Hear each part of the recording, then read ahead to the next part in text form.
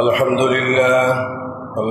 لله نحمده ونستعينه ونستغفره ونؤمن به ونتوكل عليه ونعوذ بالله من شرور أنفسنا ومن سيئات أعمالنا من يهده الله فلا مضل له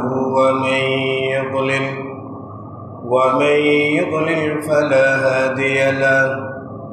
أشهد أن لا إله إلا الله وحده لا شريك له وأشهد أن محمدا عبده ورسوله أرسله بالحق بشيرا ونذيرا وداعيا إلى الله بإذنه وسراجا منيرا.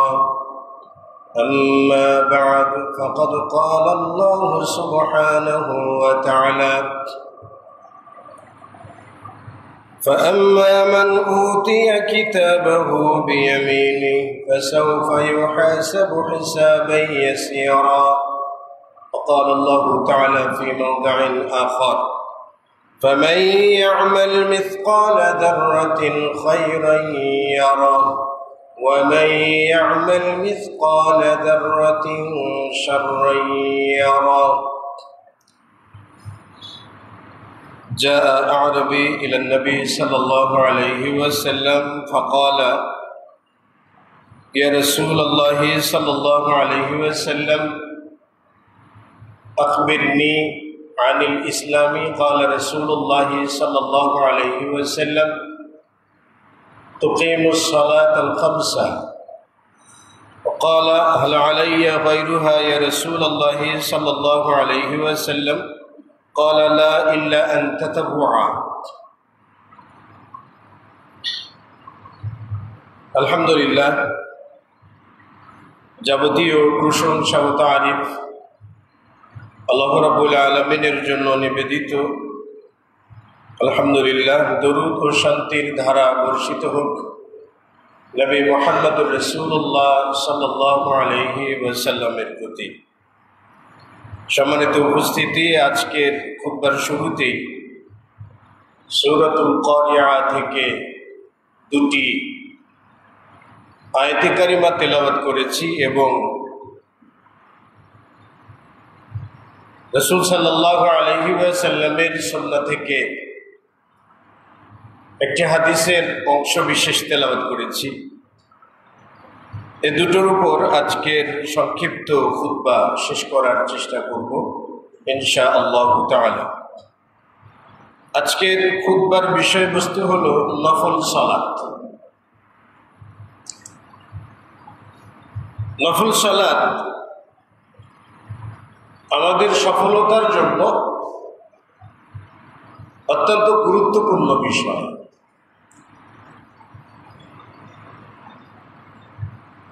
আমরা তো এমনিতেই ফরজের প্রতি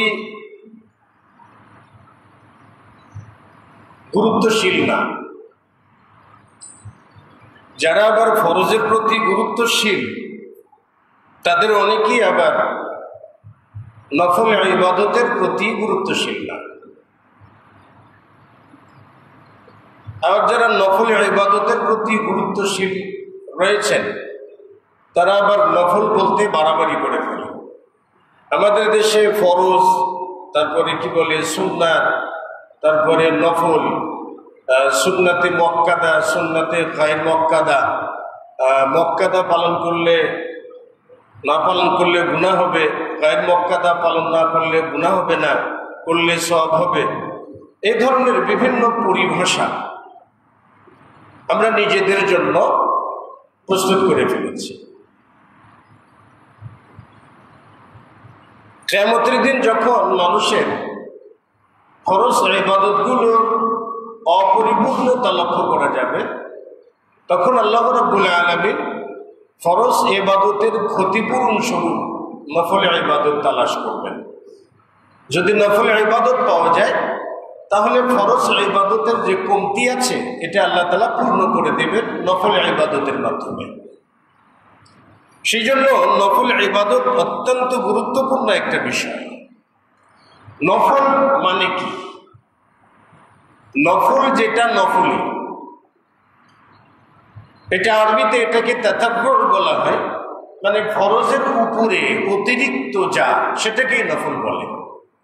আর নফল মানেই অতিরিক্ত। তো ফরজের উপরে অতিরিক্ত যে ইবাদতগুলো আছে, সালাতগুলো আছে, এই সালাতগুলোকে নফল বলা হয়। সেটা যে কোনো সালাত হইতে পারে। যেগুলো ফরজ নয় সেগুলি নফল, যেগুলো ফরজ নয় সেগুলি সুন্নাত। আল্লাহ সুবহানাহু ওয়া তাআলা বলছেন যে ফামান ইয়া'মাল মিসকাল যাররাতিন খায়রান ইয়ারা, যে ব্যক্তি এক যাররা পরিমাণ, মানে অনুপরিমাণ বলতে পারেন সামান্য পরিমাণের সৎ আমল করবে, কিয়ামতের দিন সেটাও তাকে দেখানো হবে। একবার বলছেন যে আম্মা মান ইয়া'মাল মিসকাল যাররাতিন শাররান ইয়ারা, যে ব্যক্তি সামান্য পরিমাণেরও খারাপ কাজ করবে, মন্দ কাজ করবে, পাপের কাজ করবে, এই সামান্যতম পাপের কাজও কিয়ামতের দিন তাকে দেখানো হবে। সেজন্য আমরা যে নফল ইবাদত করব, জীবনে কখনো যদি 1 রাকাত বা 2 রাকাতও নফলের সালাত আদায় করে থাকি, সেটাও আল্লাহ তাআলা কিয়ামতের দিন উপস্থাপন করবেন। আবার যদি সামান্য পরিমাণের পাপের কাজও করে থাকি, সেটার জন্য যদি জীবনে কখনো ইস্তিগফার না করি, তাওবা না করি, ক্ষমা না চাই, তাহলে আল্লাহ তাআলা কিয়ামতের দিন ওটাও উপস্থাপন করবেন যে এই পাপের কাজটা তুমি করেছো। এজন্য আমাদের সৎকর্মশীল হতে হবে এবং নফল আমলের প্রতি সবথেকে বেশি যত্নবান হতে হবে। আমরা জুমার মসজিদে যখন জুমার সালাত শেষ হয়ে যায়, তখন দেখবেন আমাদের মসজিদগুলোতে প্রায় অর্ধেকের বেশি বা কম, কাছাকাছি হবে, এরকম মানুষ সুন্নাত সালাত না পড়ে বেরিয়ে যায়। মানে ওনার উদ্দেশ্যটা কি? উদ্দেশ্যটা হলে সুন্নাত না পড়লে গুনাহ হয় না। তো যেহেতু এটা ফরজ নয়, কাজে এটা আমার কাছে গুরুত্বপূর্ণ না, এর জন্য তিনি বেরিয়ে যান। আর যিনি জুমা বা ফরজ সালাতের সালাম ফেরার পরপরই উঠে যান, তিনি কি বাড়িতে যে সুন্নাত করবেন? এটা মোটেও বিশ্বাসযোগ্য নয়। কারণ আমরা নফল ইবাদতের প্রতি যত্নবান। রাসূলুল্লাহ সাল্লাল্লাহু আলাইহি ওয়াসাল্লাম বলেছেন যে আউয়ালু মা ইউহাসাবু বিহিল আবদু ইয়াউমাল কিয়ামাতি মিন ইবাদাতিহি সালাতুহু, কিয়ামতের দিন সর্বপ্রথম আমলের যে হিসাবটা গ্রহণ করা হবে সেটা হলো সালাতের হিসাব গ্রহণ করা হবে।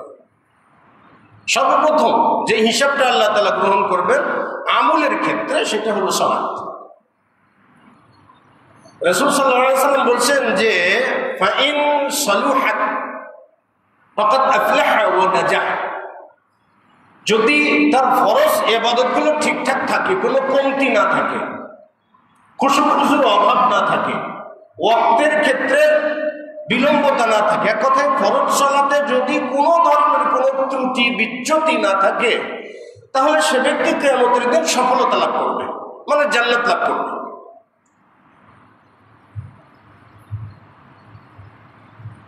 এরপর রাসূল সাল্লাল্লাহু আলাইহি ওয়াসাল্লাম বলেছেন ফাইন ফাসাদাত,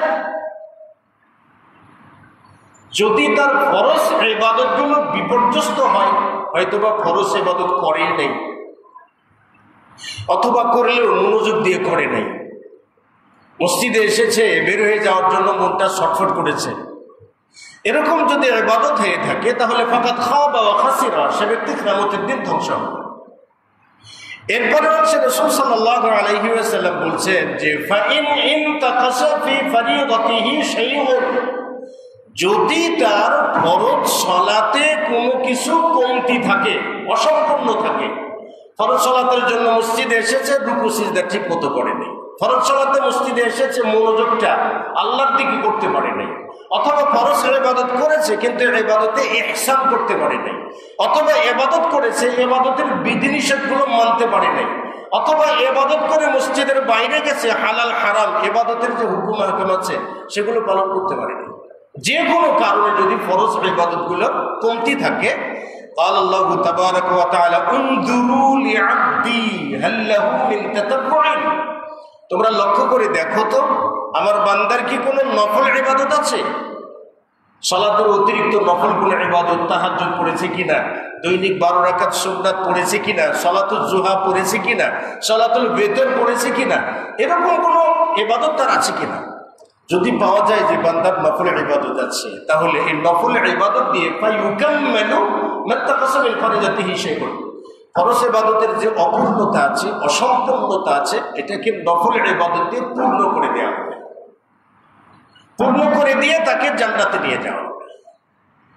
রাসূল সাল্লাল্লাহু আলাইহি সাল্লাম বলছেন যে সমস্ত আমলগুলো এরকম, মানে কোনো ব্যক্তির যদি ফরজ যাকাতের ত্রুটি থাকে, তাহলে নফল দান সদকার মাধ্যমে ফরজ যাকাতগুলো উঠে যাবে।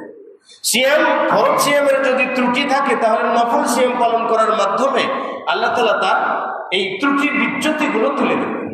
তাহলে নফলের ইবাদত যদি আমরা না করি, তাহলে কিয়ামতের দিন ফরজ ইবাদতের অপূর্ণতা তো আমাদের আছে, আমরা ফরজ ইবাদতের হুকুম আহকামও তো জানি না, তো ফরজের কমতি আছে। যাকাত দেই নাই, ফরজ সালাতগুলো ঠিক মতো ভাবে আদায় করে নেই, 5 ওয়াক্ত সালাত ঢিলেমি করেছি, জোহরের সালাত 2টা 2:30টার দিকে আদায় করেছি স্বেচ্ছায়, আসরের সালাত মাগরিবের আগে আদায় করেছি স্বেচ্ছায়, মানে হেলায় পালের সময় পার করে দিয়েছি।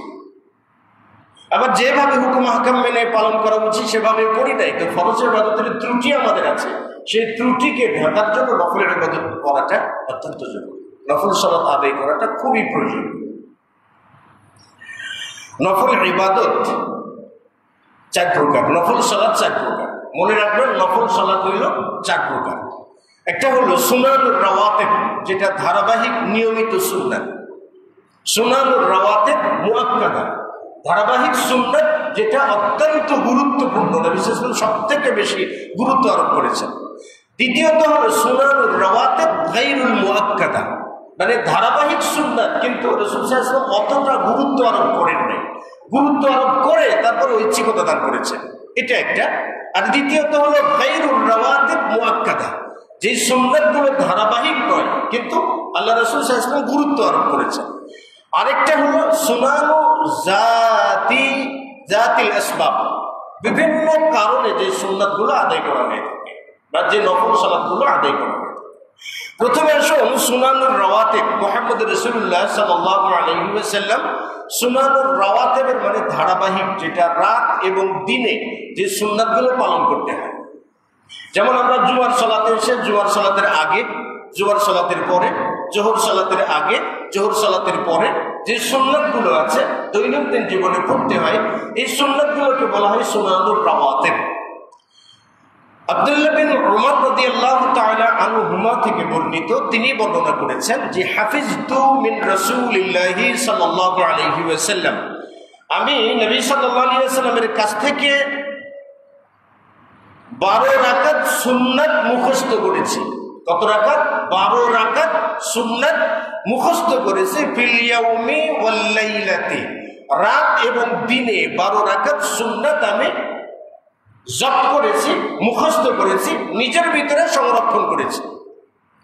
এই 12 রাকাত সুন্নাতগুলোর মধ্যে হলো রাকাতানি ক্বাবলা সুবহি, ফজরের পূর্বে 2 রাকাত সুন্নাত, এরপরে ওয়া আরবা রাকাতান ক্বাবলা যুহরি, এবং 4 রাকাত হলো জোহরের সালাতের পূর্বে, ওয়া বা'দাহা রাকাতানি, এবং জোহর সালাতের পরে 2 রাকাত, এরপরে ওয়া রাকাতানি বা'দাল মাগরিবি, এবং 2 রাকাত সালাত হলো মাগরিবের পরে, ওয়া রাকাতানি ক্বাবলা ইশা, আর 2 রাকাত সালাত হলো ইশার সালাতের পূর্বে।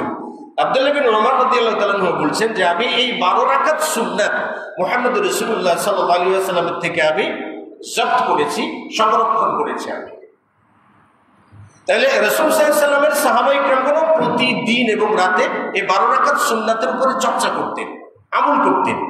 এমনকি মুহাম্মদ রাসূলুল্লাহ সাল্লাল্লাহু আলাইহি ওয়াসাল্লাম একবার আসরের পরে 2 রাকাত সুন্নাত আদায় করে নিলেন।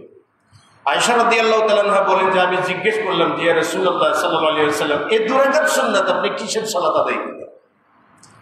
তখন নবী সাল্লাল্লাহু আলাইহি ওয়াসাল্লাম বললেন যে যোহরের পরের যে 2 রাকাত সুন্নাত আছে, এই সুন্নাত প্রতিনিধি দল এসেছিল, ব্যস্ততার কারণে এই 2 রাকাত সালাত আদায় করতে পারি নাই, সেজন্য আমি এই 2 রাকাত সালাত আসরের পরে করে নিলাম।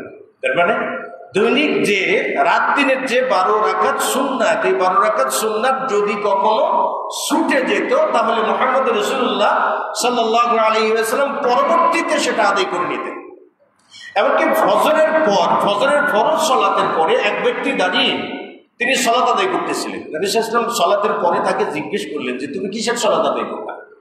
তখন তিনি বললেন, ইয়া রাসূলুল্লাহ, ফজরের সালাতের পূর্বের 2 রাকাত সুন্নাত আমি পড়তে পারি নাই, এই জন্য আমি ফরজ সালাতের পরে এই 2 রাকাত সুন্নাত পড়ে নিলাম। তখন নবী সাল্লাল্লাহু আলাইহি ওয়াসাল্লাম আর কিছু বললেন না, চুপ থাকলেন। তার মানে সাহাবায়ে কেরামগণ এই সুন্নাত সালাতগুলোর প্রতি যত্নবান ছিলেন। তো সাহাবায়ে কেরামদের আমল নামা কি আমাদের থেকে কমজোরি ছিল? তারা কি নিশ্চিত ছিলেন না জান্নাতে সাহাবায়ে কেরাম এই আমলগুলো করতেন? তাহলে আমরা সেগুলো কেন করি না? কেন করবো আমরা? উম্মে হাবিবা রাদিয়াল্লাহু তাআলা আনহা থেকে বর্ণিত, তিনি বর্ণনা করেছেন যে মান সাবার আলা 12 রাকাতান ফিল ইয়াউমি ওয়াল লাইলাতি, যে ব্যক্তি রাত এবং দিনে 12 রাকাত সুন্নাত সালাতের প্রতি যত্নবান হবে, যে ব্যক্তি রাত এবং দিনে 12 রাকাত সুন্নাত সালাতের প্রতি যত্নবান হবে, আদায় করবে, পূর্ণ করে আদায় করবে, রাসূল সাল্লাল্লাহু আলাইহি ওয়াসাল্লাম বলেছেন বুনিয়া লাহু বাইতুন ফিল জান্নাতি, বুনিয়া লাহু বিহিন্না বাইতুন ফিল জান্নাতি, জান্নাতে এই 12 রাকাত সুন্নাত সালাতের বিনিময়ে তার জন্য একটা অট্টালিকা নির্মাণ করা হয়, একটা ঘর নির্মাণ করা হয়। তাহলে যে সুন্নাতের সালাত, যে সুন্নাত দৈনন্দিন সুন্নাত সালাত আদায় করার জন্য জান্নাতে ঘর নির্মাণ করা হয়, আপনি সেই সুন্নাত, আমি, আপনি, আমরা সকলেই কেন সেই সুন্নাতটাকে ছোট মনে করি যে সুন্নাত না পড়লেও হয়, সুন্নাত না পড়লেও হয়, ফরজ সালাত শেষ হলে তো দৌড়ানি দিলাম বা মসজিদের বাইরে চলে গেল, কেন? সুন্নাতের অনেকগুলো ফজিলত আছে। তাহলে বলছিলাম সুনান রাওয়াতিব মুআক্কাদা, দৈনন্দিন রাত দিনের যে সালাত 12 রাকাত সুন্নাত, সেটা কোনো ক্ষেত্রে 10 রাকাতের বর্ণনা এসেছে যে 10 রাকাত কিংবা 12 রাকাত, এটা হলো গুরুত্বপূর্ণ সুন্নাত। এটা যাতে কখনো আমাদের জীবন থেকে হারিয়ে না যায়, মানে এটা সময়ের মূল্যায়নটা। আপনি 2 রাকাত সুন্নাত, আমি 2 রাকাত সুন্নাত না পড়ে বা 4 রাকাত সুন্নাত না পড়ে মসজিদের বাইরে গেলাম, যাওয়ার পরে আমার হয়তো বা সারা জীবনের কখনো সুন্নাত পড়ার সুযোগ নাও হতে পারে, জীবনে কোনো দিন হয়তো সুন্নাত পড়ার সুযোগ নাও হতে পারে, এই ফজিলতপূর্ণ আমল করার সুযোগ নাও হতে পারে। তো সুনানুর রাওয়াতিব মুআক্কাদা, আরেকটা হলো সুনানুর রাওয়াতিব গায়র মুআক্কাদা। কতগুলো দৈনন্দিন সুন্নাত আছে যে সুন্নাতগুলো রাসূল সাল্লাল্লাহু আলাইহি ওয়াসাল্লাম গুরুত্ব দিয়েছেন, কিন্তু পরবর্তীতে আবার ঐচ্ছিকতা প্রকাশ করেছেন। যেমন মুহাম্মদ রাসূলুল্লাহ সাল্লাল্লাহু আলাইহি ওয়াসাল্লাম বলছেন যে মান সাল্লা ক্বাবলা আল-আসরি আরবাআন ওয়া মান সাল্লা ক্বাবলা আয-যুহরি আরবাআন ওয়া বা'দাহা আরবাআন, যে ব্যক্তি জোহরের পূর্বে 4 রাকাত সুন্নাত আদায় করবে এবং জোহরের পরে 4 রাকাত সুন্নাত আদায় করবে, জোহরের আগে 4 রাকাত, জোহরের পরে 4 রাকাত আদায় করবে, রাসূল সাল্লাল্লাহু আলাইহি ওয়াসাল্লাম বলছেন যে তার উপর জাহান্নাম হারাম হয়ে যাবে, মানে সে আর জাহান্নামে প্রবেশ করবে। তো জাহান্নাম হারাম হয়ে যাওয়ার অর্থ হলো সে জান্নাতে প্রবেশ করবে। এখানে একটা বিষয়, জোহরের পরে 4 রাকাত সুন্নাত বলতে আমাদের দেশের মাযহাবী ভাইরা যেটা তৈরি করে নিয়েছে যে জোহরের পরে 2 রাকাত সুন্নাত, 2 রাকাত নফল, যেটা বানিয়ে নিয়েছে এরকম নয়, বরং এই 4 রাকাতের সুন্নাত, 4 রাকাতে নফল। ফরজের অতিরিক্ত যেটা সেটাই নফল, ফরজের অতিরিক্ত যেটা সেটাই সুন্নাত, ফরজের অতিরিক্ত যেটা সেটাই সুন্নাহ, মানে হলো তরিকা। সুন্নাহ মানে কি? তরিকা। তো আমার সালাত আদায় করাটা মুহাম্মদ রাসূলুল্লাহ সাল্লাল্লাহু আলাইহি ওয়াসাল্লামের সূত্র ধরে এসেছে, সেজন্য এটা সুন্নাহ। কিন্তু মূলত ফরজের উপর অতিরিক্ত বিধায় সবগুলোই কি? নফল। অন্য একটা আবু দাউদের বর্ণনা এসেছে, মুহাম্মদ রাসূলুল্লাহ সাল্লাল্লাহু আলাইহি ওয়াসাল্লাম বলেছেন মান সাল্লা ক্বাবলা আল-আসরি আরবাআন, যে ব্যক্তি আসরের পূর্বে 4 রাকাত সালাত আদায় করবে, আসরের পূর্বে 4 রাকাত সালাত যে ব্যক্তি আদায় করবে, একটা বর্ণনা এসেছে তার জন্য জাহান্নাম হারাম হয়ে যাবে। আবার আরেকটা বর্ণনা এসেছে রাহিমাল্লাহু ইমরিআন, আল্লাহ তাআলা ওই ব্যক্তির প্রতি রহমত নাজিল করেন যে ব্যক্তি আসরের সালাতের পূর্বে 4 রাকাত সুন্নাত সালাত আদায় করে। তাহলে জোহরের পরে 4 রাকাত সুন্নাত গায়রুর রাওয়াতিব, আর রাওয়াতিব কিন্তু মুআক্কাদা নয়। আবার আসরের পূর্বে 4 রাকাত সুন্নাত রয়েছে, আমি আপনি সেটা আদায় করে নিতে পারি, প্রচুর সওয়াব রয়েছে তাতে। আবার মাগরিবের পূর্বে 2 রাকাত সুন্নাত রয়েছে, আমাদের দেশে তো মাগরিবের সুন্নাতকে বন্ধ করবার জন্য মিলাদের আয়োজন করা হয় মসজিদগুলোতে। আপনাদের এলাকায় প্রচুর আছে, প্রচুর শুনেছি আর কি, এই চাঁদপুরে বিভিন্ন এলাকাতে আছে, যাতে কোনো ব্যক্তি সহিহ সুন্নাত অনুসারী কোনো ব্যক্তি যাতে মাগরিবের পূর্বে 2 রাকাত সুন্নাত আদায় না করতে পারেন, এই জন্য ওয়াজ নসিহতের ব্যবস্থা করেছেন। মানে মাগরিবের আজানের কি বলে, আপনার আজানের পরপরই নসিহত করবেন 10 মিনিট 15 মিনিট তিনি ওয়াজ করবেন। ওয়াজ করার পরে তারপরে কাতার দাঁড়িয়ে যাবে, জামাত দাঁড়িয়ে যাবে, যাতে সুন্নাত অনুসারী কোনো ব্যক্তি যাতে 2 রাকাত সুন্নাত আদায় না করতে পারে। কিন্তু আবু দাউদের বর্ণনা এসেছে, সহিহ বুখারীর বর্ণনা এসেছে, সহিহ ইবনে খুজাইমার বর্ণনা এসেছে, মুহাম্মদ রাসূলুল্লাহ সাল্লাল্লাহু আলাইহি ওয়াসাল্লাম বলেছেন, সাল্লু ক্বাবলা আল-মাগরিবি রাকাতাইন, মাগরিবের ফরজ সালাতের পূর্বে 2 রাকাত সালাত আদায় করুন। সাল্লু ক্বাবলা আল-মাগরিবি রাকাতাইন, মাগরিবের ফরজ সালাত আদায় করার পূর্বে 2 রাকাত সালাত আদায় করুন। সুম্মা ক্বালা ফি সালিসা, তৃতীয়বার নবী সাল্লাল্লাহু আলাইহি ওয়াসাল্লাম বললেন, সাল্লু ক্বাবলা আল-মাগরিবি রাকাতাইন, মাগরিবের সালাতের পূর্বে তোমরা 2 রাকাত সালাত আদায় করো। তারপর নবী সাল্লাল্লাহু আলাইহি ওয়াসাল্লাম বললেন যে লিমান শাআ, যে ব্যক্তি চায় সে ব্যক্তি পড়বে। কারো যদি এনার্জিতে না ধরে, পড়তে না চায়, তিনি করবেন না, যে চায় সে করবে। কেন?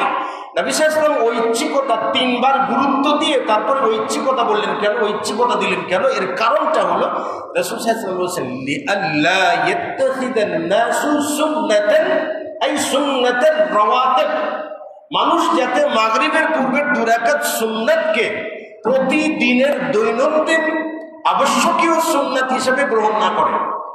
এই জন্য বললেন, যে ব্যক্তি চায় সে ব্যক্তি মাগরিবের পূর্বে 2 রাকাত সুন্নাত অবশ্যই আদা করবে।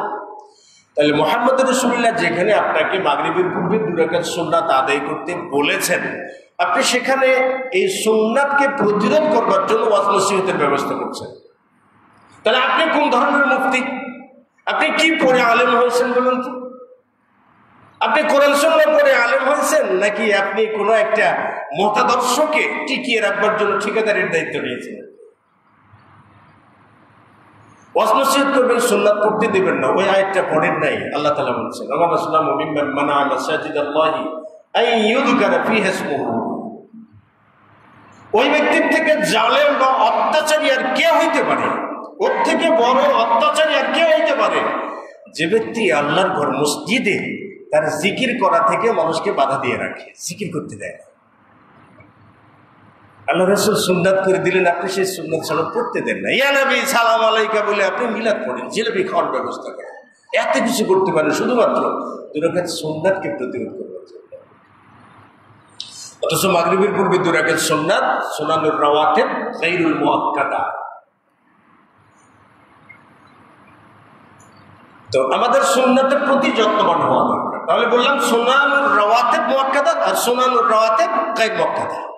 দৈনন্দিন যে সুন্নাতগুলো আছে যেগুলো অতটা গুরুত্বপূর্ণ নয়, কিন্তু করার প্রতি মুহাম্মদ রাসূলুল্লাহ সাল্লাল্লাহু আলাইহি ওয়াসাল্লাম উদ্বুদ্ধ করেছেন, মানুষকে সজাগ করেছেন যাতে মানুষ এমনগুলো করে। সাহাবা ইকরামগণ মাগরিবের পূর্বে সুন্নাতগুলো আদায় করতেন এবং অন্যান্য সুন্নাতগুলো সাহাবা ইকরামগণ আদায় করতেন। যে সুনানুর রাওয়াতিব, এবারে আসুন সুনানুর গায়রুর রাওয়াতিব মুআক্কাদা, যেগুলো দৈনন্দিন জীবনে ধারাবাহিক নয় কিন্তু অত্যন্ত গুরুত্বপূর্ণ, অত্যন্ত গুরুত্বপূর্ণ ইবাদত। তার মধ্যে একটা আছে তাহাজ্জুদের সালাত, কিয়ামুল লাইল, রাতের সালাত। রাতের সালাত আদায় করা আমাদের অভ্যাস থাকে না, আমরা পড়তে চাই। আল্লাহ তাআলা কি বলছেন জানেন? ওয়া মিনাল লাইলি ফাতাহাজ্জাদ বিহি নাফিলাতান লাক আসা আন ইয়াবআসাকা রাব্বুকা মাকামান মাহমুদা। রাতের কিছু অংশ তাহাজ্জুদের সালাত, রাতের কিছু অংশ মিনাল লাইলি ফাতাহাজ্জাদ বিহি নাফিলাতান লাক, এটা তোমার জন্য নফল। তাহাজ্জুদের সালাত তোমার জন্য নফল, রাতের সালাত তোমার জন্য নফল। কিন্তু নফল আপনি কেন করবেন? করবেন এই কারণে, আসা আন ইয়াবআসাকা রাব্বুকা মাকামান মাহমুদা, নিশ্চয়ই আল্লাহ তাআলা তোমাকে এই রাতের সালাতের বিনিময়ে প্রশংসিত জায়গায় পৌঁছে দেবেন।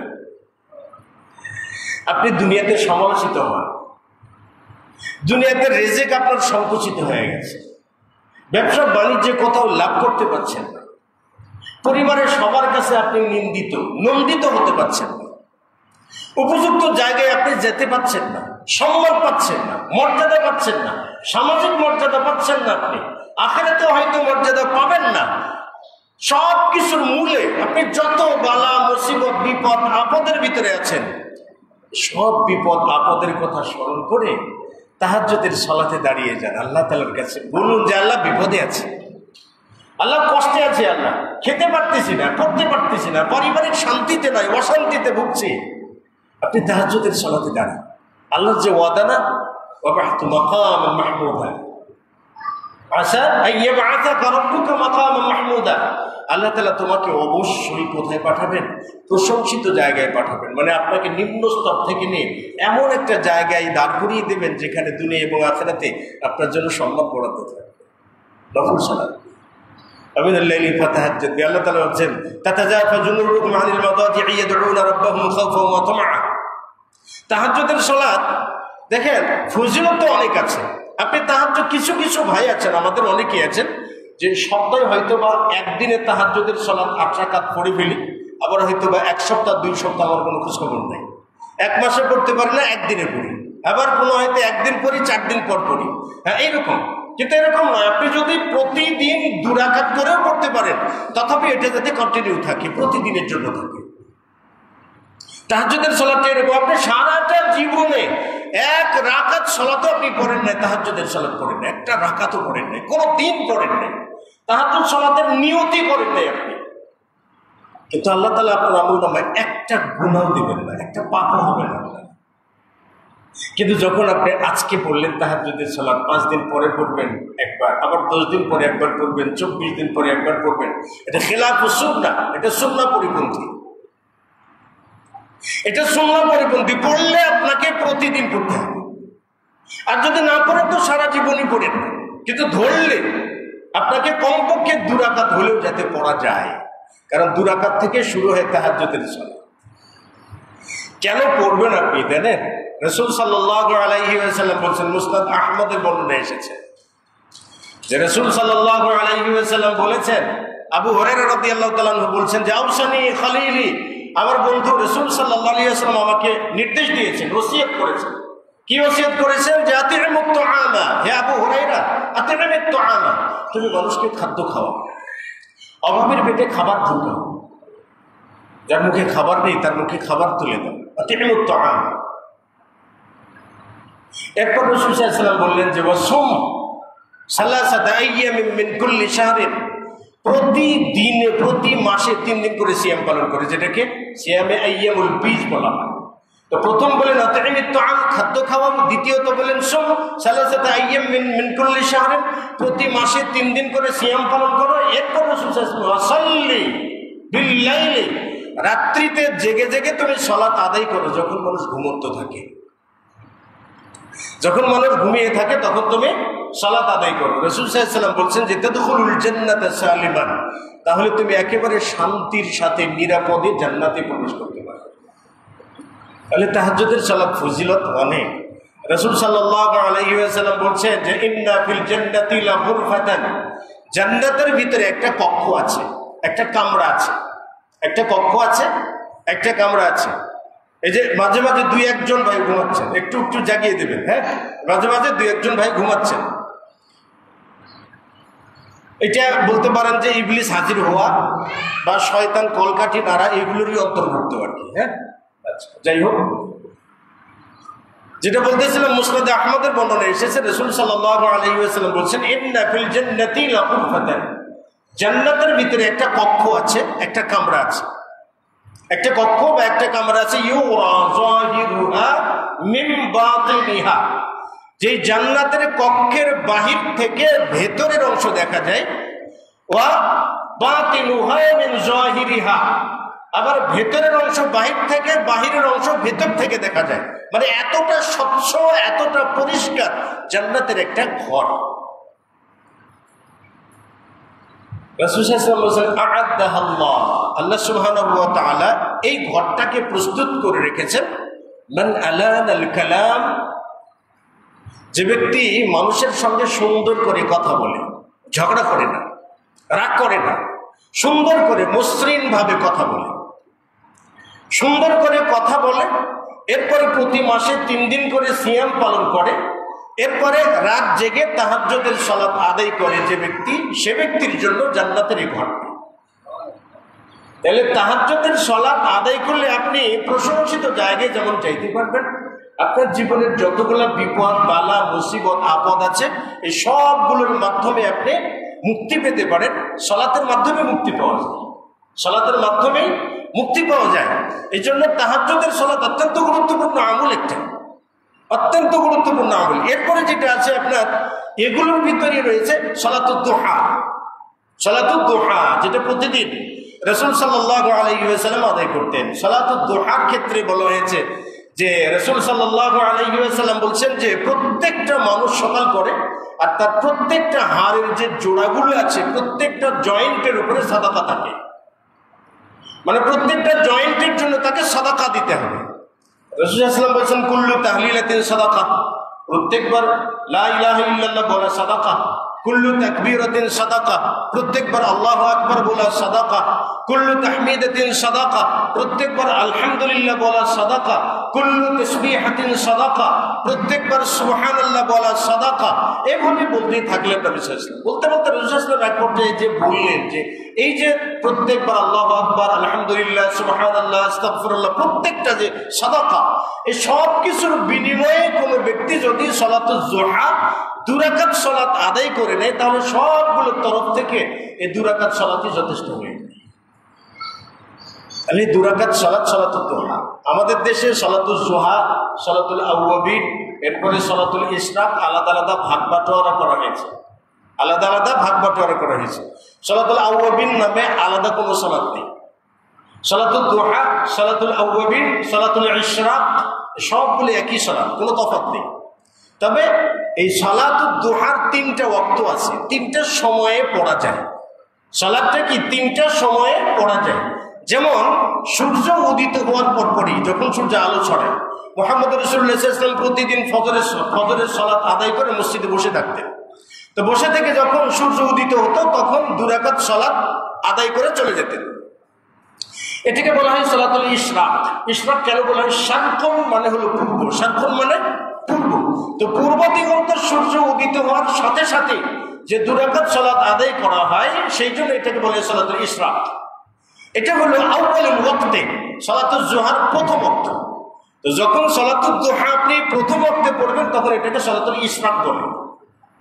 সালাতুদ দুহা যখন সূর্য উদিত হয়ে উপরে ওঠার পরে চতুর্দিকে সূর্যের আলো ছড়িয়ে পড়েছে, এই অবস্থায় যখন আপনি সালাতুদ দুহা পড়েন তখন এটাকে সালাতুদ দুহা বলে। মানে দুহা মানে আলোকিত হয়ে যাওয়া। এই সালাতটা কি যখন আপনি আরো বিলম্বিত করে দ্বীপ প্রহরের আগ মুহূর্তে, মানে 10টা 11টা বলতে পারেন জাওয়ালের আগে, যেটা আর কি সূর্য মাথার উপরে আসার আগ মুহূর্ত পর্যন্ত যদি এই সময় বিলম্ব করে পড়েন এটাকে বলা হয় সালাতুল আওয়াবিন। এর মানে সালাতুজ যুহা যেটা ওটাই সকালে পড়লে সালাতুল ইশরাক, আর ওটাই 8টা বা 9টার দিকে পড়লে এটাকেই সালাতুদ দুহা বলে। আবার এটাকেই যখন আপনি আরো একটু বিলম্বিত করে পড়বেন তখন এটাকে সালাতুল আওয়াবিন বলে। কিন্তু আমাদের দেশের মসজিদগুলোতে মুরব্বী ইকরামগণ, মাযহাবী আলেম ওলামা ইকরামগণ সালাতুল আওয়াবিন বলতে একটা সালাত বানিয়ে নিয়েছেন, সেটা হলো মাগরিব থেকে এশা এই সময়ের ভিতরে নাকি 6 রাকাত সালাত পড়তে হয়, যেটাকে সালাতুল আওয়াবিন বলে। এটার কোনো অস্তিত্ব সহিহ জয়ীফ জাল কোনো বর্ণনায় রাসূল থেকে প্রমাণিত নয়, এটার কোনো অস্তিত্ব নেই। সালাতুল আওয়াবিন তখন বলে যখন উঠে পা গুলো উত্তপ্ত হয়ে যায়। সালাতুদ দুহা 2 রাকাত থেকে 8 রাকাত পর্যন্ত আয়েশা রাদিয়াল্লাহু তাআলা বলছেন নবী সাল্লাল্লাহু আলাইহি ওয়াসাল্লাম 4 রাকাত পড়েছেন। এরপরে আরেকটা বর্ণনা এসেছে যে রাসূল সাল্লাল্লাহু আলাইহি ওয়াসাল্লাম 8 রাকাত পড়েছেন। এরকম বিভিন্ন বর্ণনা এসেছে। আমাদের দেশে আবার কি কিয়ামুল লাইল নিয়ে গন্ডগোল আছে। আমরা কেউ কেউ আবার কি বলি যে আপনার কি বলে রমজানের বাইরে হলো কি বলে তাহাজ্জুদ, রমজানের বাইরে তাহাজ্জুদ, আবার রমজানে যে সেটা তারাবি। তার মানে হলো তাহাজ্জুদ এবং তারাবি আলাদা করে দেখানোর একটা অপপ্রয়াস বলতে পারেন। হ্যাঁ, রাতের যে সালাতগুলো আছে সেটা আপনি তাহাজ্জুদ নাম দিলেও রাতের সালাত, তারাবি নাম দিলেও রাতের সালাত, যে কোনো নামে আপনি পড়ুন না কেন, কিয়ামে রমজান নাম দিলেও রাতের সালাত, কিয়ামুল লাইল নাম দিলেও রাতের সালাত। তারাবি তাহাজ্জুদ কোনো তফাৎ নেই, যেটাই তাহাজ্জুদ ওটাই তারাবি। এই সবগুলো মিলেই হলো কিয়ামুল লাইল। কিয়ামুল লাইল কত রাকাত? রাসূল সাল্লাল্লাহু আলাইহি ওয়াসাল্লামের স্ত্রী আয়েশার কাছে জিজ্ঞেস করেছিলেন রাসূল সাল্লাল্লাহু আলাইহি ওয়াসাল্লাম কত রাকাত পড়তেন। তো তিনি বলছেন রমজানের বাইরে কিংবা রমজানের ভেতরে 11 রাকাতের বেশি পড়তেন না। আবার আব্দুল্লাহ বিন আব্বাস রাদিয়াল্লাহু তাআলা থেকে এসেছে যে রাসূল সাল্লাল্লাহু আলাইহি ওয়াসাল্লাম 13 রাকাত পড়েছেন। সেই বুখারীর আরেকটা বর্ণনা এসেছে, আব্দুল্লাহ বিন আব্বাস রাদিয়াল্লাহু তাআলা আনহু বলছেন, মাইমুনার ঘরে আমিও ছিলাম, মাইমুনা তার খালা ছিল, তো আমি ছিলাম না, বিশেষ করে রাত্রিতে জাগলেন, ঘুম থেকে জেগে তিনি সূরা ইমরানের 10 আয়াত তেলাওয়াত করলেন, তারপর উযু করলেন, সালাতে দাঁড়ালেন, আমিও তার সঙ্গে দাঁড়ালাম। তো রাসূল সাল্লাল্লাহু আলাইহি ওয়াসাল্লাম দাঁড়িয়ে সাল্লা রাকাতাইন, প্রথম 2 রাকাত সালাত আদায় করলেন, সুম্মা সাল্লা রাকাতাইন, তারপর আবার 2 রাকাত করলেন, সুম্মা সাল্লা রাকাতাইন, তারপর আবার 2 রাকাত করলেন, সুম্মা সাল্লা রাকাতাইন, আবার 2 রাকাত করলেন, সুম্মা সাল্লা রাকাতাইন, তারপর আবার 2 রাকাত সালাত আদায় করলেন, সুম্মা আউতারা বিরাকাতাইন, তারপরে 1 রাকাত বিতর করলেন। তার মানে 12 রাকাত পর্যন্ত রাসূল সাল্লাল্লাহু আলাইহি ওয়াসাল্লাম রাতের সালাত আদায় করেছেন এবং 1 রাকাত পর্যন্ত বিতর করেছেন। আমাদের দেশে আবার কি 1 রাকাত বিতরের অ্যালার্জি আছে, বলে 1 রাকাত কোনো সালাত হয় নাকি? রাসূল সাল্লাল্লাহু আলাইহি ওয়াসাল্লাম থেকে সহিহ মুসলিমে এসেছে 1 রাকাত বিতর সালাতও সুন্নাহ। আপনার হানাফি মাযহাবের যে সবথেকে মহামূল্যবান গ্রন্থ হিদায়া, এই হিদায়াতে উল্লেখ করা আছে আল বিতরু রাকাতুম মিনাস সুন্নাহ, 1 রাকাত বিতর পড়াটাও সুন্নাতের অন্তর্ভুক্ত। 1 রাকাত বিতরও সুন্নাতের অন্তর্ভুক্ত। রাসূল সাল্লাল্লাহু আলাইহি ওয়াসাল্লাম ভিতরে 1 রাকাত পড়তেন, 3 রাকাত পড়তেন, 5 রাকাত পড়তেন, 7 রাকাত পড়তেন, 9 রাকাত পড়তেন। তবে পদ্ধতি কি, আপনি কিভাবে পড়বেন? 1 রাকাত পড়লে তো আর কোনো বৈঠক নাই, বৈঠক আছে? বৈঠক নাই। আপনি যখন 3 রাকাত ভিতরের সালাত আদায় করবেন তখনও বৈঠক নাই। 3 রাকাত ভিতরের সালাত পড়ার পদ্ধতি 2টা, একটা হলো এক টানা 3 রাকাত পড়ে বৈঠক দিয়ে সালাম ফিরে শেষ করা, আরেকটা পদ্ধতি আছে 2 রাকাত সালাত আদায় করে সালাম ফেরার পরে উঠে দাঁড়িয়ে আর 1 রাকাত পড়া।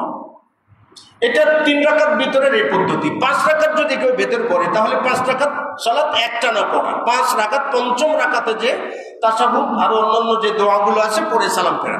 কোনো ব্যক্তি যদি 7 রাকাত ভিতর করতে চান কিংবা 9 রাকাত ভিতর করতে চান তাহলে তার জন্য শরঈ মাসআলা হলো 7 রাকাত ভিতর করলে 6ষ্ঠ রাকাতে বৈঠক হবে, 7 রাকাত ভিতর করলে 6ষ্ঠ রাকাতে বৈঠক হবে, 9 রাকাত ভিতর করলে 8ম রাকাতে বৈঠক হবে। তাসলিম ছাড়া দাঁড়িয়ে, সালাম ছাড়া দাঁড়িয়ে, এরপরে 1 রাকাত পরে সালাম দিয়ে শেষ করে দিতে। যদি কেউ বেশি 9 রাকাত পর্যন্ত পড়তে চান কিন্তু 5 রাকাত পর্যন্ত কোনো বৈঠক নেই, 5 রাকাত পর্যন্ত কোনো বৈঠক নাই, আমরা জোর করে 3 রাকাত সালাতে বৈঠক দিয়ে দিই আর কি, 2 রাকাত পরে বৈঠক দিয়ে তারপর উঠে যায়, সেটা কিন্তু মাগরিবের সাথে মিলে যায়। দোয়া কুনুত আমাদের দেশে বলা হয় যে, আপনারা হয়তো জানেন যে যদি কোনো ব্যক্তি দোয়া কুনুত না জানে তাহলে তিনি যেন 3 বার সূরা ইখলাস পড়েন, তাই না? যদি কোনো ব্যক্তি দোয়া কুনুত আল্লাহুম্মা হদিনি ফিমান হাদাইত ওয়া আফিনি ফিমান আফাইত, আরো যে দোয়া আছে, কোনো ব্যক্তি যদি দোয়া কুনুত না জানে তাহলে তাকে 3 বার সূরা ইখলাস পড়তে হবে। এটা আসমানের নিচে জমিনের উপরে কোনো দলিল নাই। প্রথম কথা হলো দোয়া কুনুত পড়া গুরুত্বপূর্ণ না, মানে আপনি গুরুত্বপূর্ণ বটে কিন্তু আপনার জন্য ওয়াজিব নয়, আবশ্যক নয়। আপনি দোয়া কুনুত পারেন না, দোয়া কুনুত ছাড়াই আপনি সালাত আদায় করবেন, কোনো অসুবিধা নেই। দোয়া কুনুতের প্রয়োজন নেই, আপনার পারেন না শেখার চেষ্টা করুন। তো সারাটা জীবন যদি আপনি শিখতে না পারেন তো দোয়া কুনুত ছাড়াই আপনি ভিতর পড়ে যান, তাতে কোনো আপত্তি নেই, আপনি পড়ুন। দোয়া কুনুত কিভাবে পড়বেন? আমাদের দেশে দোয়া কুনুত পড়ে কি বলে? দোয়া কুনুতের পদ্ধতি, দোয়া কুনুত আপনি কখন পড়বেন? রুকুর আগেও পড়া যায়, রুকুর পরেও পড়া যায়, রুকুর আগেও পড়া যায়, রুকুর পরেও পড়া যায়। ফাতহুল বারীতে হাফেজ ইবনে হাজার আসকালানী রাহিমাহুল্লাহ বিভিন্ন সাহাবা ইকরামগণের বক্তব্য তুলে ধরে বলছেন, কোনো ব্যক্তি যদি চায় যে সূরা ফাতিহা পড়লেন তার সঙ্গে অন্য একটা সূরা পড়লেন, অন্য একটা সূরা পড়ার পরে সূরা কিরাতের সাথেই দোয়া কুনুতটা পড়ে নিলেন, নেওয়ার পরে তিনি রুকু করে পুরোটা শেষ করে দেবেন, এটা একটা পদ্ধতি। আর 2 নম্বর পদ্ধতি হলো যদি আপনি রুকুর পরে করেন তাহলে রুকুর পরে যদি কেউ চায় যে বুকে হাত বেঁধে আবার কি বলে আপনার দোয়া কুনুত করবেন, এটারও পক্ষে মতামত রয়েছে। আবার যদি বলেন যে আপনি সব থেকে উত্তম হাত তুলে 2 হাত উত্তোলন করে, যেটা আর কি 2 হাত উত্তোলন করে দোয়া কুনুত পড়া। তবে রাসূল সাল্লাল্লাহু আলাইহি ওয়াসাল্লাম বলছেন 2 হাত উত্তোলন করে কুনুত করলে 2 হাত কিন্তু মুখে মাছা যাবে না। আমরা যে 2 হাত মুখে মাছেও করে যে চুমু খাই, আবার অনেকে চুমু খাওয়ার বদ অভ্যাস আছে, এখানেও দেখেছি আর কি চুমু খায়, এটা হাত মুখে মাছে করা যাবে না। আপনি দোয়া কুনুত পরে হাতটা ওইভাবেই ছেড়ে দেবেন, এভাবে আপনি দোয়া কুনুত পড়তে পারেন। তবে দোয়া কুনুত না জানলে যে আপনাকে সূরা ইখলাস পড়তে হবে এমন কোনো ভিত্তি নাই। যাই হোক, আপনি কুনুত পড়ে সূরা কি বলে আপনার ভিতরের সালাত, এটাও কি সুন্নাত, সুন্নাতে মুআক্কাদা, সুন্নাতে কি বলে আপনার সুনানুর রাওয়াতিব, সুনান খায়রুর রাওয়াতিব মুআক্কাদার অন্তর্ভুক্ত হয়। যাই হোক, এই যে দৈনন্দিন জীবনের যে সুন্নাতগুলো আছে এই সুন্নাতগুলোর আবশ্যকতা আছে। সালাতুল জুহা, সালাতুল কুসুফ, সালাতুল খুসুফ, এরপরে সালাতুল ইস্তিসকা, বিশেষ একটা সালাত আছে সেটার কথা বলি, সালাতুত তাওবা, যেটা বিশেষ কারণে আছে আর কি। হ্যাঁ, 4 নম্বরে যেটা বলছি সেটা হলো সুন্নাত যাতিল আসবাব, বিভিন্ন কারণে যে সুন্নাতগুলো পড়া হয়। দৈনন্দিন জীবনে কোনো নিয়ম নেই, প্রতিদিন পড়বেন এমন কোনো নিয়ম নেই, বিশেষ বিশেষ কারণ। এই কারণগুলো যদি আপনার সামনে উপস্থিত হয় তাহলে আপনি সেই 2 রাকাত সালাত আদায় করতে পারেন। যেমন উসমান বিন আফফান রাদিয়াল্লাহু তাআলা আনহু বলছেন, উসমান বিন আফফান রাদিয়াল্লাহু তাআলা একবার ওযুর পানি চাইলেন। তো ওযুর পানি চেয়ে নিয়ে তিনি ওযু করলেন। সুন্দর করে ওযু করার পরে তিনি 2 রাকাত সালাত আদায় করলেন। এরপরে উসমান বিন আফফান রাদিয়াল্লাহু তাআলা আনহু বললেন যে মান তাওয়াদ্দাআ বিউদুই হাদা, যে ব্যক্তি আমার এই ওযুর মতো ওযু করবে, সুম্মা সাল্লা রাকাতাইন, অতঃপর ওযু করার পরে 2 রাকাত সালাত আদায় করবে। ওযু করার পরে 2 রাকাত সালাত আদায় করবে। লাম ইয়াতাকাল্লাম নাফসা, এই দুটোর মাঝে কোনো কথা বলবে না। যে ব্যক্তি ওযু করার পরে 2 রাকাত সালাত আদায় করবে সে ব্যক্তির জন্য জান্নাত ওয়াজিব হয়ে যাবে। বেলাল রাদিয়াল্লাহু তাআলা আনহুর হাদিস কিন্তু আমরা সকলেই জানি। বেলাল রাদিয়াল্লাহু তাআলা আনহুকে ফজরের সালাতের পরে নবী সাল্লাল্লাহু আলাইহি ওয়াসাল্লাম ডেকে বললেন যে ও বেলাল, তুমি কোন ধরনের ইবাদত করো, কেমন ইবাদত করো তুমি, যে জন্য আমি তোমাকে আমার সামনে যাদের বাচ্চাগুলোকে নিয়ন্ত্রণ করুন না। মসজিদে বাচ্চা নিয়ে আসবেন সেটা শতভাগ শিখবেন, কিন্তু বাচ্চাদের নিয়ে আসলে নিয়ন্ত্রণ করতে হবে, বাবাকে কাছে রাখতে হবে। আমাদের দেশে বাচ্চাকে ছেড়ে দেওয়া হয়। হ্যাঁ, এই জিনিসগুলো করবেন না, কারণ আপনার বাচ্চার জন্য অন্য কারোর সালাতের খুশু নষ্ট হয়ে যেতে পারে, কারোর মনোযোগ নষ্ট হইতে পারে, তাই না? কারো জিকির আজগার তাসবিহ তাহলিলের কি হইতে পারে, ব্যাঘাত ঘটতে পারে। এই জন্য বাবা হিসেবে আপনি কাছে রাখুন, কোনো সমস্যা নেই। যাই হোক, তো বেলাল রাদিয়াল্লাহু তাআলা আনহুকে বলল, বেলাল তুমি কি ইবাদত করো, যে জন্য আমি তোমাকে দেখলাম, রাআইতু বাইনা ইয়াদাইয়া, আমি তোমাকে আমার সামনে দেখলাম, যে দাফারি জলাইক, তোমার পায়ের আওয়াজ শুনতে পেলাম, যে তুমি খটখট খটখট করে হেঁটে যাচ্ছ, আমি সেই আওয়াজটা পেলাম, তুমি কি করো? বেলাল রাদিয়াল্লাহু তাআলা আনহু বললেন যে ইয়া রাসূলুল্লাহ সাল্লাল্লাহু আলাইহি ওয়াসাল্লাম, আমি তো তেমন কোনো ভালো বা ইবাদত এরকম কিছু করি না। তবে ইয়া রাসূলুল্লাহ, আমি ইদা তাওয়াদ্দাতু, যখনই আমি ওযু করি তখনই ওযু করার পরে আমি 2 রাকাত করে সালাত আদায় করি। তো হয়তোবা এই 2 রাকাত সালাতের জন্য আল্লাহ তাআলা আমাকে এই মর্যাদাটা দান করেছে। দেখেন, ওযুর পরে 2 রাকাত সালাত আদায় করার ফজিলতটা কি? দেখেন, মুহাম্মদ রাসূলুল্লাহ সাল্লাল্লাহু আলাইহি ওয়াসাল্লাম বেলালকে সামনে দেখছেন, মানে কি এই আমলের ক্ষেত্রে সে রসুলের থেকে অগ্রগামী আছে, আল্লাহ তাআলার কাছে প্রিয়। আর দ্বিতীয়ত হলো, দুনিয়াতে থাকা অবস্থায় মুহাম্মদ রাসূলুল্লাহ সাল্লাল্লাহু আলাইহি ওয়াসাল্লাম তাকে জান্নাতে দেখেছেন।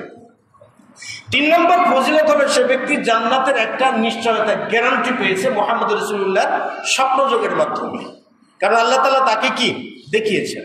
এটা হলো নফল ইবাদত, যাতুল আসবাব, বিভিন্ন কারণবশত। যেমন ওযুর পরে 2 রাকাত সালাত আদায় করা, এরপরে কি তাহিয়াতুল মসজিদ বা দুখুলুল মসজিদ, মসজিদে প্রবেশ করার পরে 2 রাকাত সুন্নাত আদায় করা। আমাদের দেশের মসজিদগুলোতে আছে না, আমাদের দেশের মসজিদগুলোতে হুজুর আসবেন, মিম্বারে বসবেন, বসার পরে তিনি বাংলায় কি বলে, আর আগে বাংলা খুতবা দিবেন বসে থেকে, বাংলায় কিছু মুখস্থ বিদ্যা ঝাড়ার পরে বলবেন আপনারা সকলে সুন্নাত পড়েন। এরপরে তিনি সুন্নাত পড়ার সময় দেবেন, মুসল্লিরা সুন্নাত পড়ার পরে তিনি একটা পুঁথি নিয়ে, বলতে পারেন পুঁথি এটা আর কি, কারণ যেহেতু সুন্নাহ ভিত্তিক নয়, এটা সুন্নাহ ভিত্তিক নয়, তো পুঁথি, এটা একটা পুঁথি নিয়ে তিনি মিম্বারে বসবেন, আর বসে তিনি আরবি বক্তব্য দিয়ে তারপর খুতবা শেষ করবেন। রাসূল সাল্লাল্লাহু আলাইহি ওয়াসাল্লাম জীবনে কোনো দিন সুন্নাত পড়ার জন্য জুমার দিনে সময় দেননি। সাহাবায়ে কেরামগণ জীবনে কোনো দিন জুমার দিনে সুন্নাত পড়ার জন্য সময় দেননি। নবী সাল্লাল্লাহু আলাইহি ওয়াসাল্লাম বলছেন, ইযা দাখালা আহাদুকুমুল মাসজিদা ফালিউসাল্লি রাকাতাইন, যে ব্যক্তি মসজিদে প্রবেশ করবে সে ব্যক্তি যেন 2 রাকাত সালাত আদায় করে নেয়, সুম্মা ইয়াজলিস, তারপরে বসবে। তারপর আগে বসা নয়, আগে 2 রাকাত সুন্নাত। নবী সাল্লাল্লাহু আলাইহি ওয়াসাল্লাম জুমার দিনে খুতবা দিচ্ছেন দাঁড়িয়ে, এক ব্যক্তি মসজিদে প্রবেশ করেছে, প্রবেশ করার পর বসে পড়েছে। নবী সাল্লাল্লাহু আলাইহি ওয়াসাল্লাম ওই লোকটাকে বলেন, এ ফুলান, এই লোক, তুমি কি আতুসাল্লি রাকাতাইন, তুমি কি 2 রাকাত সালাত আদায় করেছো? লোকটা বলে, লা ইয়া রাসূলুল্লাহ, না তো, আমি পড়ি নাই 2 রাকাত সালাত। নবী সাল্লাল্লাহু আলাইহি ওয়াসাল্লাম বলেন, কুম, দাঁড়াও, ওঠো, দাঁড়াও তুমি, ফাসাল্লি রাকাতাইন, তারপর 2 রাকাত সালাত আদায় করো, এরপরে বসো। তার মানে দুখুলুল মসজিদটা, আপনি যখনই মসজিদে প্রবেশ করেন এটা আবার শুধুমাত্র সালাতের সাথে সম্পৃক্ত নয়, কিন্তু যে আপনি মসজিদে জোহরের সময় আসবেন 2 রাকাত পড়বেন, আসরের সময় আসবেন 2 রাকাত পড়বেন, না এরকম নয়।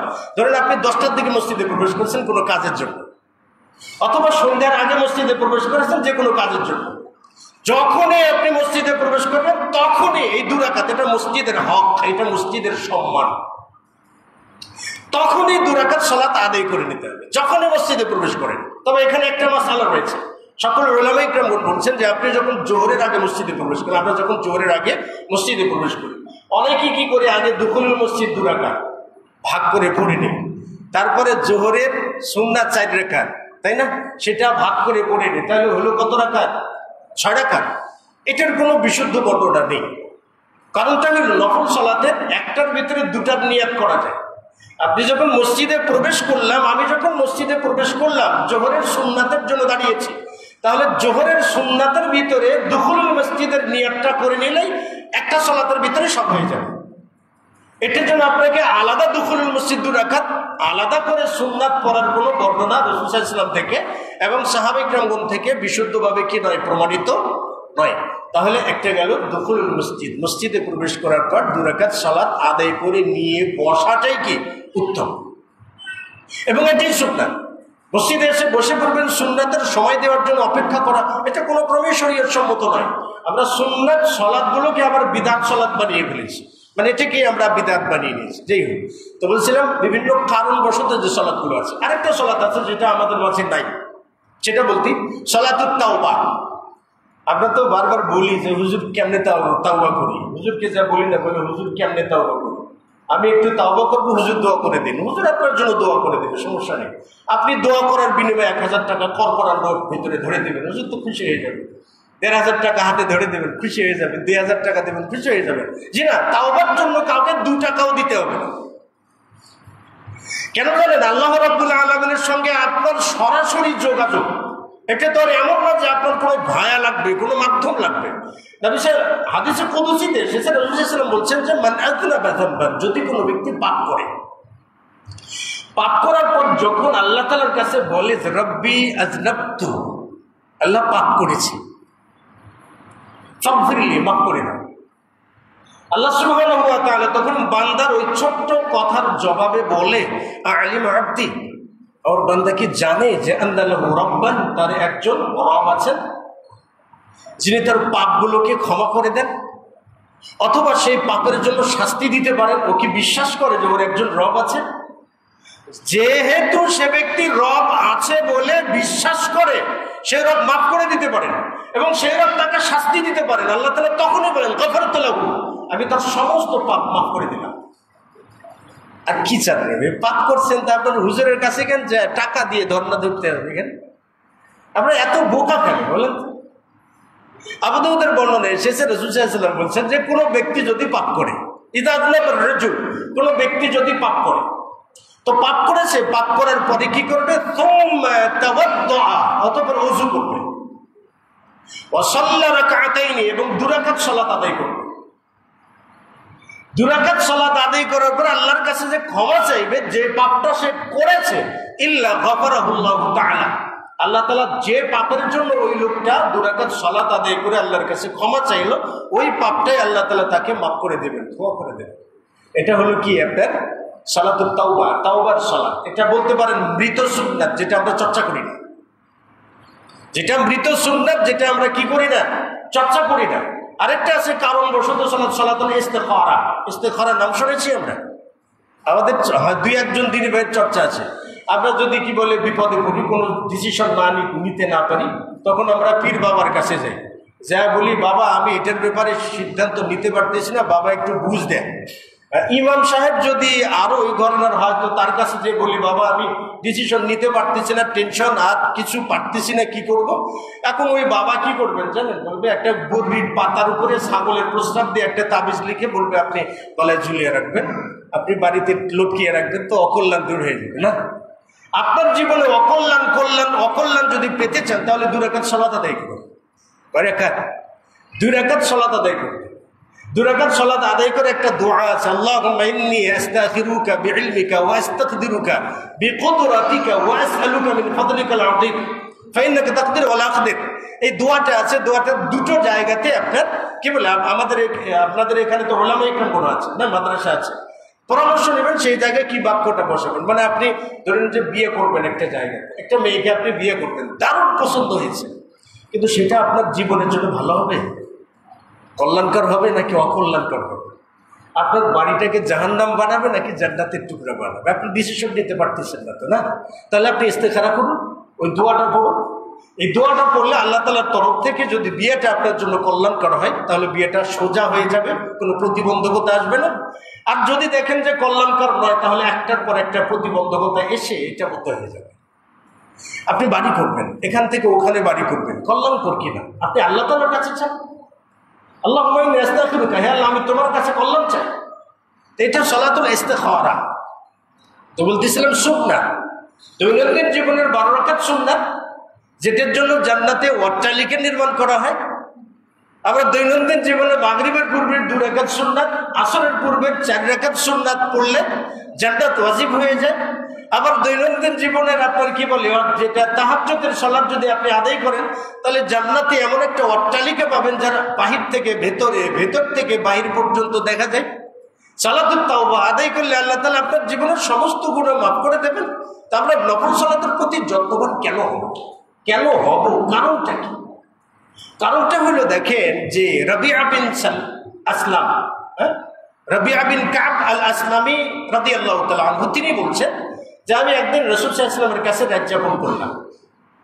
রাতযাপন করার পর শেষ রাত্রিতে আমি তাকে ওযুর পানি নিয়ে দিলাম, প্রয়োজনের জন্য ওযুর পানি দিলাম। ওযুর যখন পানি দিলাম, নবী সাল্লাল্লাহু আলাইহি ওয়াসাল্লাম ওযুর পানি নিয়ে আমাকে বললেন, সাল, তুমি চাও আমার কাছে। রবিআ বিন কাব আল আসলামীকে বললেন, সাল, আমার কাছে চাও, তুমি কি চাও?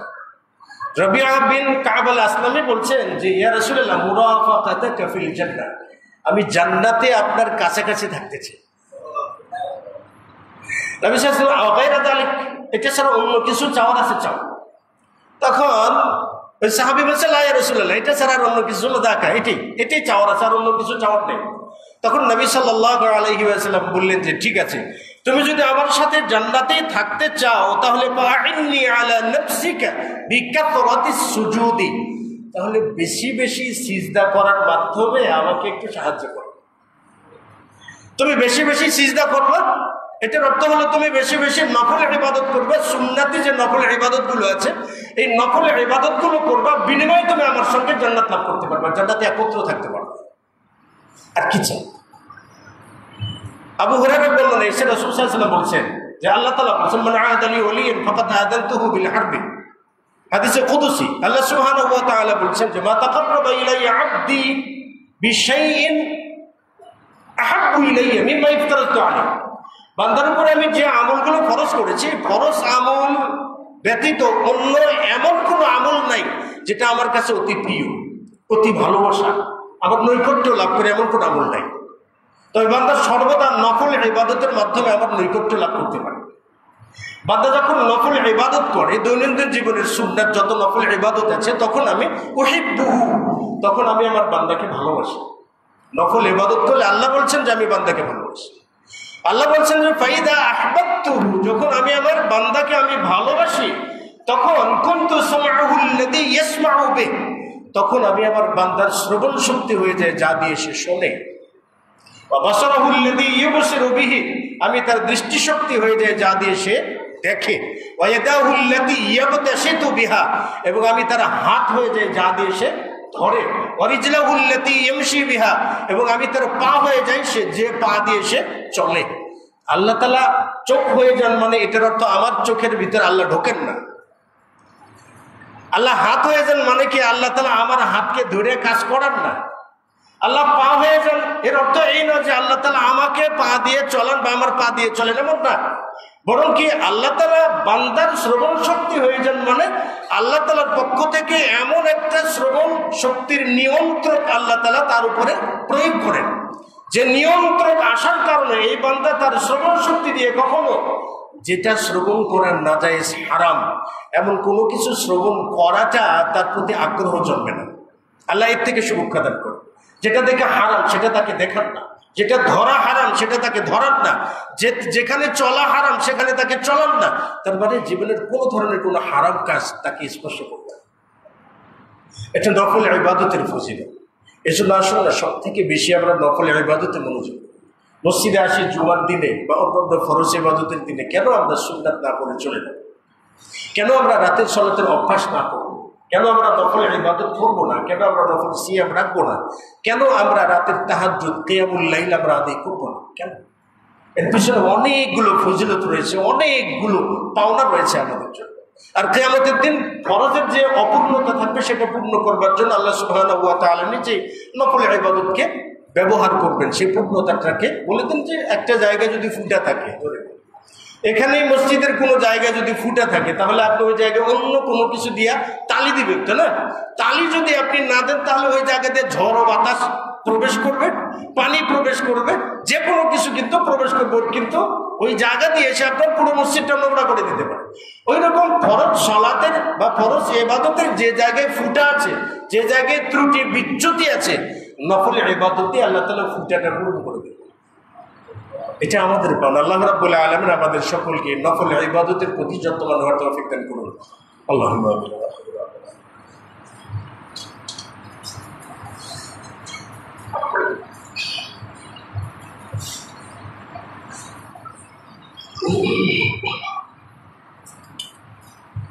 আলহামদুলিল্লাহি রাব্বিল আলামিন ওয়াসসালাতু ওয়াসসালামু আলা নবিয়িনা মুহাম্মদ ওয়া আলা আলিহি ওয়া সাহবিহি আজমাইন ওয়া বা'দ। সম্মানিত উপস্থিতি, আমাদের একজন দিনী ভাই মোহাম্মদ আমজাদ ভাই, ওনার মা দীর্ঘদিন যাবৎ আইসিইউতে ভর্তি ছিলেন হাসপাতালে, সম্ভবত গত বুধবার কি মঙ্গলবার ইন্তেকাল করেছেন। তো আমি বারটা ঠিক মনে নেই। তো সকলের কাছে দোয়া প্রার্থী, আমরা সকলেই যাতে তার জন্য দোয়া করি। আল্লাহ সুবহানাহু ওয়া তাআলা তার জীবনের সমস্ত গুনাহ আল্লাহ তাআলা মাফ করে দিন এবং তাকে যেন আল্লাহ সুবহানাহু ওয়া তাআলা জান্নাতুল ফিরদাউস নসিব করেন। আল্লাহ তাআলা যেন তার পরিবারকে ধৈর্য ধারণ করার তৌফিক দান করেন, তার পরিবারকে যেন আল্লাহ তাআলা দ্বীনের জন্য কবুল করেন। আল্লাহুম্মা আমিন। আল্লাহুম্মা সাল্লি আলা মুহাম্মাদ ওয়া আলা আলি মুহাম্মাদ কামা সাল্লাইতা আলা ইব্রাহিম ওয়া আলা আলি ইব্রাহিম ইন্নাকা হামিদুম মাজিদ। আল্লাহুম্মা বারিক আলা মুহাম্মাদ ওয়া আলা আলি মুহাম্মাদ কামা বারাকতা আলা ইব্রাহিম ওয়া আলা আলি ইব্রাহিম ইন্নাকা হামিদুম মাজিদ। আল্লাহুম্মা আইজ্জিল ইসলাম ওয়াল মুসলিমিন, আল্লাহুম্মা লানিল কাফারাত ওয়াল মুশরিকিন, রব্বানা আফরিগ আলাইনা সাবরা ওয়া তাওয়াফানা মুসলিমিন, রব্বানা আতিনা ফিদ দুনিয়া হাসানাতাও ওয়া ফিল আখিরাতি হাসানাতাও ওয়া কিনা আযাবান নার, ربنا اغفر لنا وللمؤمنين والمؤمنات والمسلمين والمسلمات الأحياء منهم والأموات إنك مجيب الدعوات برحمتك يا أرحم الراحمين. أذهب الباس رب الناس واشف أنت الشافي لا شفاء إلا شفاؤك شفاء لا يغادر سقما لا بأس طهور إن شاء الله. ربنا تقبل منا إنك أنت السميع العليم وتب علينا إنك أنت التواب الرحيم. سبحان ربك رب العزة عما يصفون وسلام على المرسلين والحمد لله رب العالمين. سبحانك اللهم وبحمدك أشهد أن لا إله إلا أنت أستغفرك وأتوب إليك.